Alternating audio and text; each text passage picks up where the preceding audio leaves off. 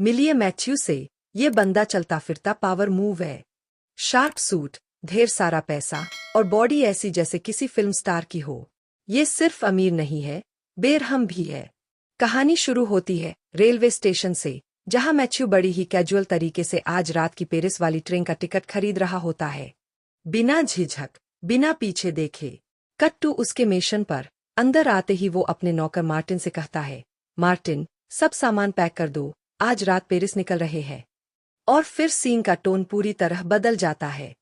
अब हम एक गंदे, बिखरे हुए कमरे में हैं। कपड़े चारों ओर फैले हुए हैं। एक लड़की की चप्पल, उसका अंडरगारमेंट और कुछ पर्सनल चीजें इधर-उधर गिरी हुई है। वही मैथ्यू का भी सामान पड़ा है। साफ पता चल रहा है, यहाँ कुछ बहुत ही वाइल्ड हुआ है, जुनूनी, बेताब और खतरनाक। अब टाइम आता है ट्रेन बोर्ड करने का। मैथ्यू पेरिस जाने वाली ट्रेन में बैठ जाता है, जहां पहले से एक खूबसूरत औरत अपनी बेटी के साथ बैठी होती है। तीनों आपस में बातें करने लगते हैं। तभी एक और आदमी आता है और बोलता है, सर, क्या हम पहले नहीं मिल चुके? पता चलता है ये वही एडवोकेट एडवर्ड है, जिससे मैथ्यू पहले उसके चैम्बर में मिल चुका था। कुछ देर बाद एक ठिगना आदमी भी आ जाता है और फिर कहानी अपने दूसरे अहम किरदार की तरफ बढ़ती है। वापस स्टेशन पर कट होता है, जहां एक जवान, खूबसूरत लड़की कोना दिखाई देती है। उसके सिर पर चोट लगी होती है, चेहरा घबराया हुआ।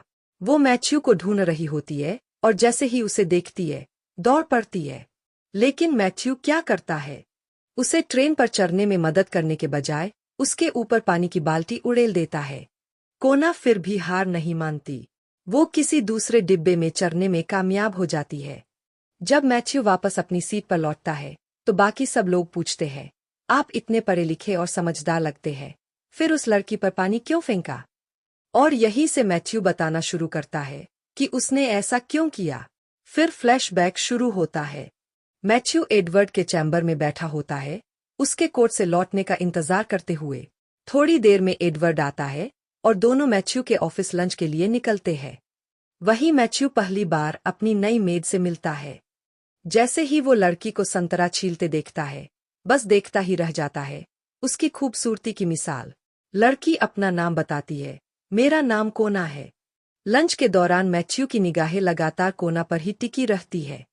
उस रात सोने से पहले वो अपने नौकर मार्टिन से कहता है, किता को बोलो, मेरा ड्रिंक कमरे में लाए। थोड़ी देर बाद किता आती है, ड्रिंक लेकर। मैथ्यू उसे धीरे से पास खींचता है और बातें शुरू करता है। कहाँ रहती हो? कोना कहती है, एक कैंप में, पर इन दिनों माँ के पास ठहरी हूँ। मैथ्यू उसके और करीब आने की कोशिश करता है, उसे छूता है और किस करने की कोशिश करता है, लेकिन कोना को ये बिल्कुल पसंद नहीं आता और वो कमरे से चली जाती है। अगली सुबह मैथ्यू उसे कहीं नहीं देखता। वो मार्टिन से पूछता है, वो कोना कहाँ गई? मार्टिन जवाब देता है, सर, वो नौकरी छोड़कर चली गई, हमें नहीं पता कहाँ। कुछ दिन बाद मैथ्यू एक रेस्टोरेंट जा रहा होता है कि रास्ते में कुछ गुंडे उसे चाकू दिखाकर लूट लेते हैं। मगर मैथ्यू शांत रहता है, जैसे कुछ हुआ ही नहीं, और सीधा रेस्टोरेंट पहुंच जाता है। थोड़ी देर बाद वही कोना आती है, मैथ्यू का पर्स और पैसे लौटाने। वो कहती है, माफ कर दीजिए, वो लड़के मेरे दोस्त थे। मैथ्यू उसे देखकर खुश हो जाता है।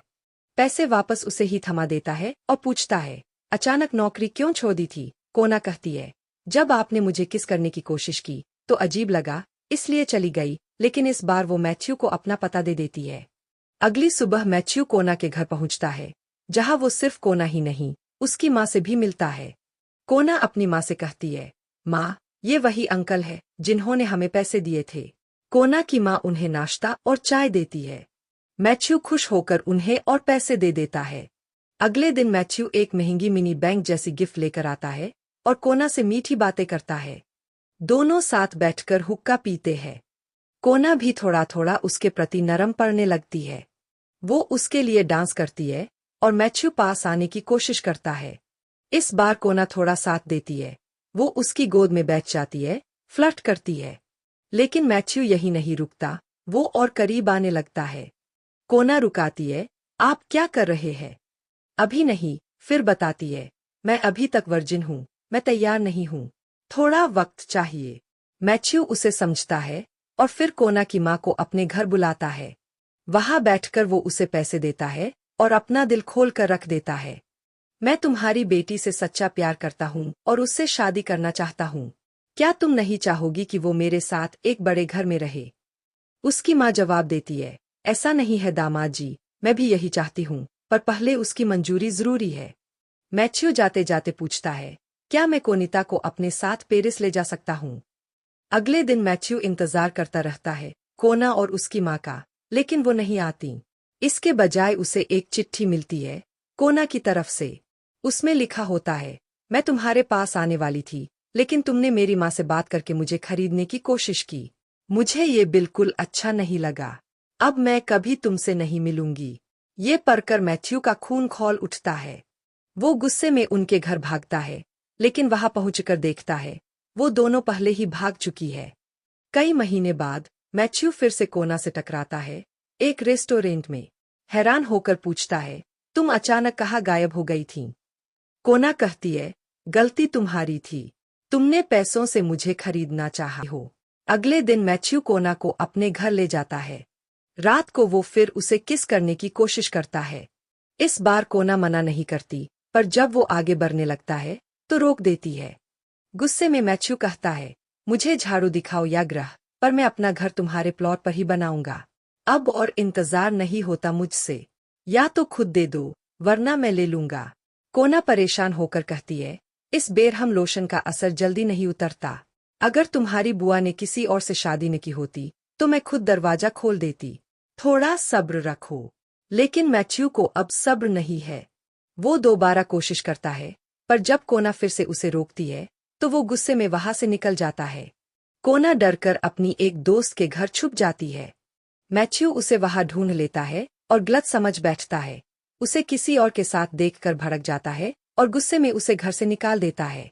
कोना भी तमतमाकर कहती है, अब मैं जा रही हूँ, और इस बार तुम मुझे कभी नहीं ढूंढ पाओगे। लेकिन कुछ वक्त बाद वही बेशर्म कोना फिर मैथ्यू के पास लौट आती है। कहती है, तुम तो खूबसूरत चीजें बनाने वाले शिल्पकार हो। इस बार मैथ्यू का रुख अलग होता है। वो उसे अनदेखा कर देता है और अंदर चला जाता है। कोना पीछे पीछे अंदर आ जाती है और मैथ्यू दरवाजा लॉक कर देता है। वो उसे चिढ़ाती है, तुम्हें तो लड़कियों से प्यार करना आता ही नहीं। मैथ्यू गुस्से में कहता है, मेरे किए हुए सारे जवानी के कारनामों के बाद अब तुम मुझे सिखाओगी। वो उसे जोर से थप्पड़ मारता है।